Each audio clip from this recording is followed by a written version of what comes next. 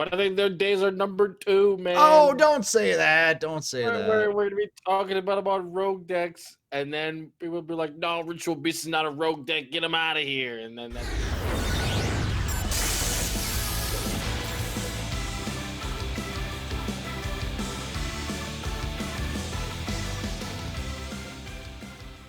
Hey everybody, what's up? Circus here, coming at you with this week's power rankings video, and it is a day late, and you can blame me for that one. So in the comments below, just put hashtag blame Circus. It's all my fault. But I do have Kamel here. He's forgiven me.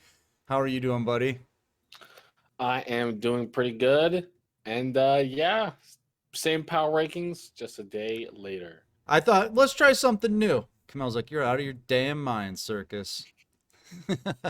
All right, so if you're new to the series, what we do here is we track tournaments we track tournaments and decks as they're played in tournaments, and we see how they finish, and then we give them points based on how they finish, and then we rank them. It's pretty simple. See, a day late and I already screw everything up. But so the point system works. A first place finish is 6 points, a second place finish is 4 points, a top 4 is 2 points, and a top 8 is a single point. Now the tournaments that we do all have to have something in common so we can compare and contrast the results. And the tournaments this week, and there were a lot of them: the Battle Phase series, the Meta series, and they had the MCS, the Meta Championship series, Camelo's Cup. They have a camel. Maybe it's Camelo's Cup.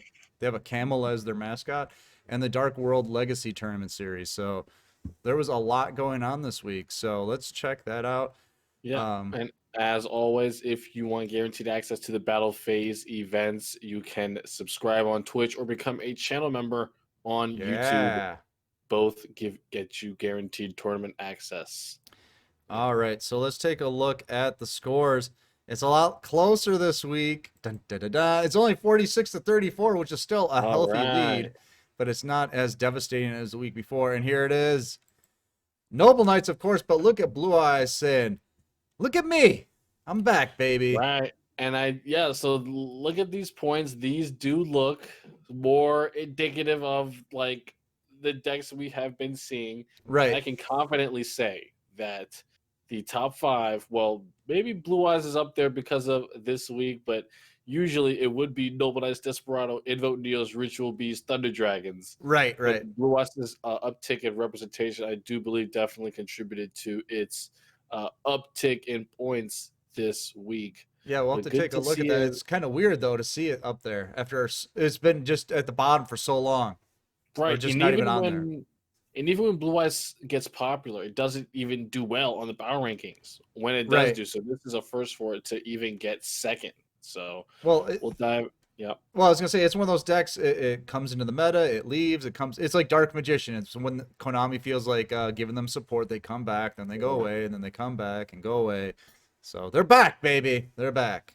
They are back indeed. So, but first, we got to cover Noble Knights. They still did take the win on the power rankings this week, albeit not one as dominant. They still racked up 4 tournament wins on the week. And I think towards the end of the week, we started to see a shift. Noble Knights started to lose a lot more matchups to decks that were previously at the top of the meta.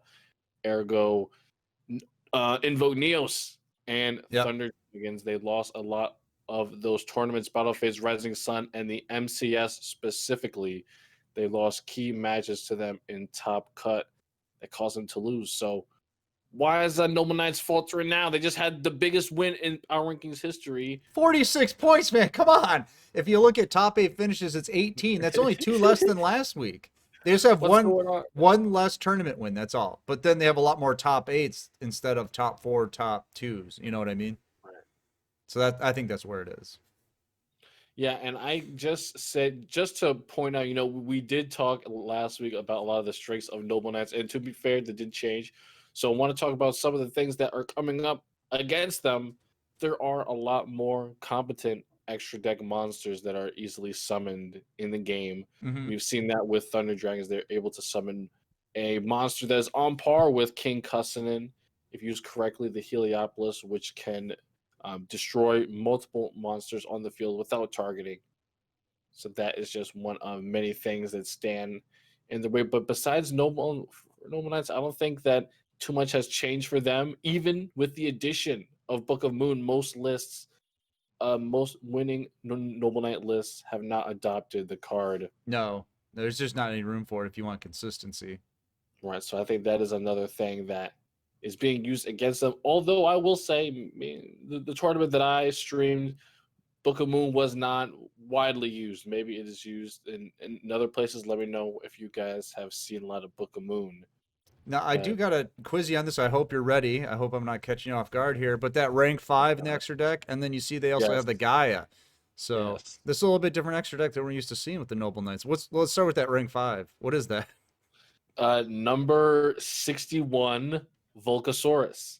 Oh, okay, okay. It requires 2 level 5s, and then you destroy a monster, and then your opponent takes damage equal to half its attack. Oh, okay, okay. So basically, right, you use that, and then you rank it up. You rank up, exchange it into Gaia. You don't know how bad he wants an emote of that.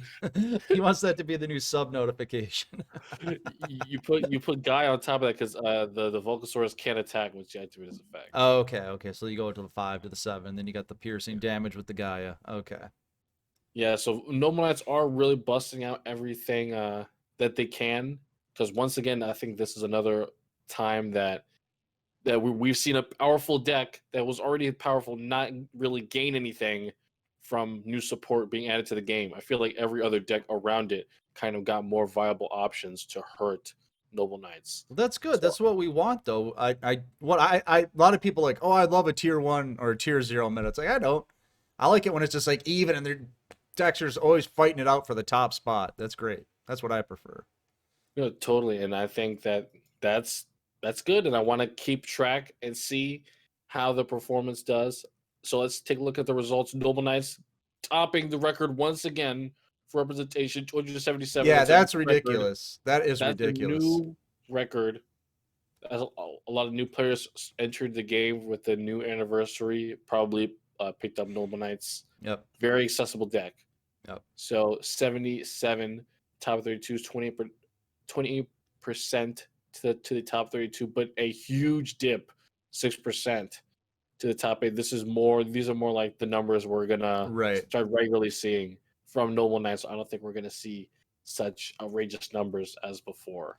I want to know, of the 277 people that played the deck, how many of them are playing just one copy of the structure deck? Because they saw a YouTube video that said, one copy of the structure deck. This deck is broken.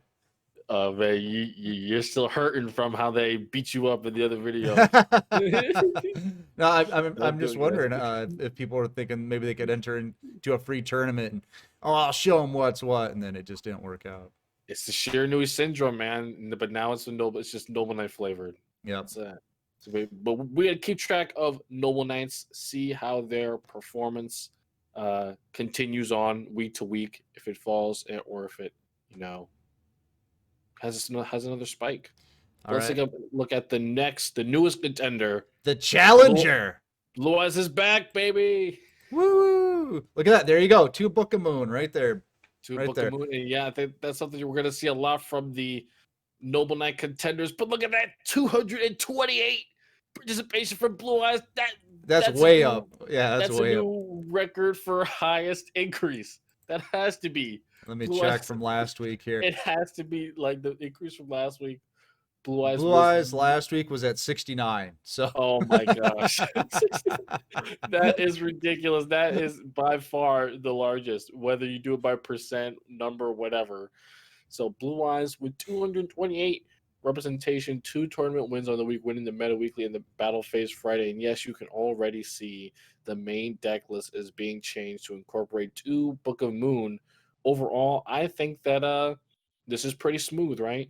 You are still utilizing 3 cards of consonance, so overall, you're using your stones to drawing into one of 3 things: either more safety with your Book of Moon, one of your discard traps, or one of your discard spell traps, because Melody falls under that, or your alternative or Blue Eyes monsters to use for that. Yeah, we're seeing a huge uptick. Obviously, this is a very accessible deck as well. Because is there anything here that they would have to get outside of the structure deck? I mean, obviously Karma Cut, Regeki Break, but like the Blue Eyes Core. Blue Eyes Core, there is Sage, the Spirit Dragon, and Melody of Awakening Dragon is level 45 from Duel Monsters Kaiba.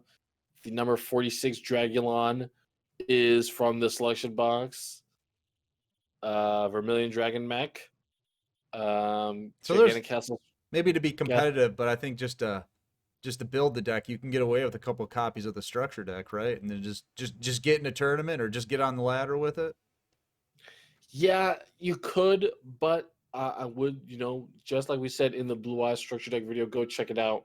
If you don't have if you don't have multiple copies of the cards in the structure deck already, like Cards of Consonance and the Western of Ancients, you're going to want to get the structure deck 3 times because you will Mm-hmm. need the 3 white stones. That's going to be pivotal to you playing the deck competently. Okay. And just a quick note, Choo Choo won the Meta Weekly this week and last week. Different deck last And week. last week. And he won it this week. Wow. I think he did it with Desperado this week. So this man, he's multi-talented, Renaissance man. What do you want to call him? He can handle multiple decks. So there you go. Congratulations to him. Yeah, Blue Eyes did very well this week, just showing that the new having alternative in the deck adds a lot of consistency, and Oh Book yeah. of Moon being really versatile. I think that's something Blue Eyes really needed Oh, to perform. they've switched from their old skill to Ultimate Dragons. Oh, this one has. That's very Yeah, a interesting. lot of them had because they have the alternative dragon in their deck now. They're like, you only need one. I don't need the old skill. Right? Yeah, that is pretty nice. I would like to look up Ultimate Dragons really quick just to look up what exactly it does. Oh, that's where they add all that crap into your extra deck. So you have like 10 cards in your extra deck. And you have the twin burst in the extra deck then. Yeah, it adds polymerization to your hand from outside of your deck. Yeah. So nice. Yeah. Uh, yeah, that is a powerful, very powerful monster. Of course, we talked about it. Any monsters that it does not destroy, it banishes them and it can attack each monster twice. So very powerful when you can summon it from the hand without having to summon the Blue Eyes monsters. That is actually a good point. He's playing Ultimate Dragons because he is sticky to 20 cards to not play Ancient Rules. Ancient Oh, Rules, yeah. a card that Blue Eyes decks have been playing recently in order to see their Blue Eyes monsters on the field. They've been playing that because it helps them summon the Twin Burst Dragon naturally by contact fusing.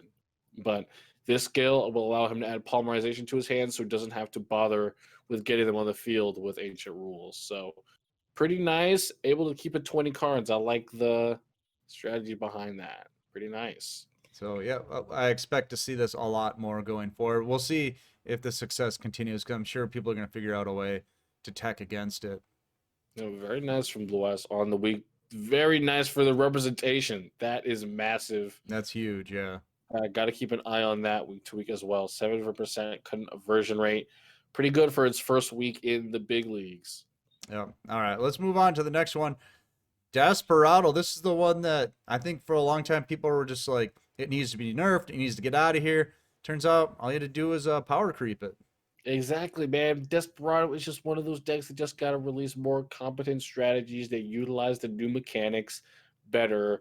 Desperado only coming in with 1 tournament win on the week, and we're starting to see that a lot of the things that were helping this deck are just starting to not be enough, and other decks are doing them a lot better. Blue Eyes is drawing a lot more consistently than Double Cup of Ace. They are getting rid of threats on the board with their discard traps consistently and drawing into them more consistently than Desperado ever was. Desperado has no effective way to get into their win condition besides opening them. And a lot of these other decks, they're starting to see ways that they can manipulate their opening hand very easily with just about any of the cards that they have in their hand. Desperado does not have that straight up. And head judging this week has missed ridiculously on stream. It is absolutely insane. If Konami changed the algorithm behind it. They saw people were getting upset. Week, oh my gosh, just head judging has been missing all week. I don't believe it. I'm gonna go back and watch watch the tape. I don't believe it because every time I've ever played against it, I never get it ever. Yeah, so Desperado's representation down again. But it's still good. I'm gonna check last week's, but 120, that's still pretty good. It's down Yeah. from 134. So that it's Okay. down, but Yeah. not much, not much. Yeah. It's still afloat, you can say. But yeah, I just think, move on. You don't have to be afraid of Desperado. You don't have to be upset. Right. New things will come and they will just push it out. Get excited for the new stuff instead. Of course, if you Tons of new still have stuff. Desperado, it's still a competent strategy that can tide you over until, you adopt an actual Xyz deck to play. Right. And we'll be seeing more of those as time goes on. And I do want to note March again. I'm pretty sure he won a tournament last week with us. He was on the power rankings last week. Yeah. I don't know if it was I think it was Desperado and he won a battle phase tournament because there was two people that did that when I was doing the graphics. I was like, oh, I don't even have to change the name on here. It was March anyway. Nice. Yeah. So Congrats, congratulations man. to him. All right, moving on to the next one. This is the deck everybody loves to hate and wishes would leave, but they're saying, you know what? As long as Purgatrio's in the game, we're gonna find a way to play it. And that's Yeah, Invoked and Neos. Invoked Neos made a comeback this week. And this is very strange. And I want to say that this made a strange comeback because I think Necro Valley kind of like made a strange fallout of in the meta this week. Now, I don't think that it was as effective as we've seen it in previous weeks. I don't think people brought it out as much, and when it did, it was very Mm-hmm. easily removed with side deck cards and or Ballista Squad. So it was not a problem for Invoke Neos. They were able to take the win in Battle Phase Rising Sun, knocking out Noble Knights in the top four. But yeah, I'm to be honest, I'm not sure why Invoke Neos did so well. They also were able to snag the runner-up spot in the MCS against Ritual Beast at the top Yep. four. So they had another great matchup leading up into the finals. But yeah, honestly, not too much to say here. It's just They're just Invoked Neos, right? Yeah, it's just Invoked Neos. The deck list is pretty much identical to how it was.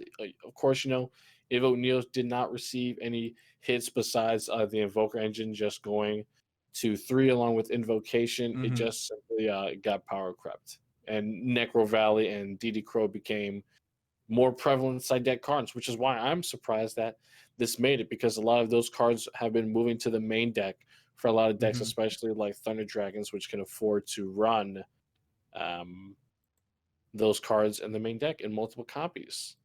Speaking of, we can talk about the next deck, which I'm pretty sure is Thunder Hang on, Dragons. I just want to give credit because I did forget. I did just forget to change the name on this one. This one should be Faisal. Faisal. Oh, Faisal. Faisal. So there Faisal. you go. I got so used to not changing the names, I forgot to change the name on this one. Right. So the next one and the last one, number 5 this week. Oh my god, it's not Thunder Dragons. No, it's Oh Ritual my Beasts. god. Did you think it was Thunder Dragons? I thought it was Thunder Dragons. Wow. Yeah, it's This close. Ritual Beast list looks absolutely crazy. But yes, I do remember seeing this. This is the winner of Battle Face Sunday Sortoon. This is the last tournament before the anniversary, and they did defeat Blue Eyes in the finals with their 30 card Ritual Beast list. Looks absolutely insane. Mm-hmm. Main decking Dark Imprisoning Mirror and Void Trap Hole. That card is a blast from the past, but it does get rid of many, many threats in the game right now. Pretty much every single threat except Blue Eyes Monsters if they decide that they want to play in defense. But they're main decking 3, count them 3, Necro Valley in the main deck, of course. Any deck, if you're going to run 30 cards that does not utilize the graveyard, you may as well run Necro Valley. And not much to say here. I think the Travs did this deck won battle phase because of the things assisting it. Not to say that Ritual Beasts are weak or anything, but I do believe that they need everything helping them at the moment. They are a very linear deck. They're able to do one thing to disrupt their opponent and one thing to promote their strategy. And if your opponent can get around that, it's very simple for you to figure them out. So that's why they're running a lot of disruptive back row to make it harder for your Mm-hmm. opponent. So Yeah, pretty good week for them. 60 total representation, 5% conversion rate to the top 8, and they scored the 5th spot for the Yep, tournament win. not So bad at all. they beat out Thunder Dragons. Sheesh. All right, so yeah, you know the Ritual Beast Discord, the secret Ritual Beast Discord is celebrating right now. They're like, we're still in the power rankings, we still got a tournament victory. It's all good. So, But I think their days are number 2, oh, man. don't say that. Don't say that. We're gonna be talking about rogue decks, and then people will be like, "No, Ritual Beast is not a rogue deck. Get him out of here." And then that's gonna be it. Yeah, but this guy's playing, what is this, like a 30 card version? That's crazy. Yeah, like I said, they just need every bit of support that they Yeah. need that they can get right now. Hey, is that Void Trap Hole he's playing? I mean, that's getting pretty desperate at that point, right? Boy, trap pull for sure. Don't use your SR Dream ticket on that. Nah. All right, let's look at overall representation for the week. Noble Knights killing everybody with 277, followed by Blue Eyes in second with 228. And then Dragon's 150. yeah, Oh my gosh, it didn't even make top 5 this week. Thunder Dragons, a lot of people were debating last week whether or not they had a favorable Noble Knight matchup. Well, it definitely does not look like that their Noble Knight matchup stuck. It definitely doesn't look like it held up across this week, except in the MCS. Although Noble Knights did have a lot more competition there, and they did not face as many in the later stages of the tournament. So maybe that's why Thunder Dragons did a little bit better there. They're not doing as well in, most other events. yeah, we'll have to see how they do. I mean, winning the MCS is a big deal, right? Mm-hmm. That is true. Yeah. All right, so moving on. Conversion rates this week down for everybody. Down for everybody. Yep. Look at that. Yep. And I think that that's just because we're settling in. I think all we got this week really was Book of Moon, and a lot of decks did increase dramatically in representation. And whenever decks do increase in representation, they're bound to just decrease in the amount of people that did well overall. Right. But that's good to see because a lot more lower conversion rates mean a lot more people entering tournaments. That means we had a lot bigger sample size this week. Oh, that's a good thing. Yep. It's always a good thing. All right, top 8 finishes. Noble Knights, Blue Eyes, Desperado, Neos, Black Wings, Ritual Beasts. It's what you expect. Noble Knights, Blue Eyes stacking up. All eyes on Blue Eyes, to be honest, for the next couple weeks. Gotta see if they are able to stay up there with Noble Knights in terms of finishes. All right, and most victories this week. What else would you think? Noble Knights with 4, Blue Eyes with 2. Definitely, yeah. Goki in there still. Goki's like, look at us. We're still relevant. Tournament this week. They sure did. All right, and give you one last look at this thing. You'll see Monarchs in there. We'll be talking about them in the Rogue deck discussion because it's not really Monarchs, it's Frognarchs. Frognarchs. So that's a TCG special. I love that. Yeah, so we'll have to check, or you should check that out when we do the video, the Rogue deck discussion. But there you go. Noble Knights still in the driver's seat. We'll see if that continues. Will Blue Eyes knock them out next week? It definitely looks like they have the players to do so, but they are definitely going to have to crack the code on the matchup against them.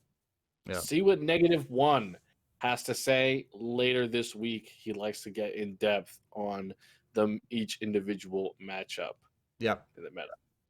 All right, so make sure to check that out. Make sure to check out Kamel when he does Battle Phase of the Rising Sun on Thursday mornings at like 6 a.m. Eastern. And Yes, make sir. sure to check me out on Saturday nights when we do the new player stream where we answer all your questions and play some deck, and you get to laugh at us while we do it. So That's right. you should get in our Discord because that's where we host all of our tournaments. They're free. The Discord's free. You can get new player help if you need it. Lots of good stuff. So we're going to get out of here. I'm Circus. That's Kamel.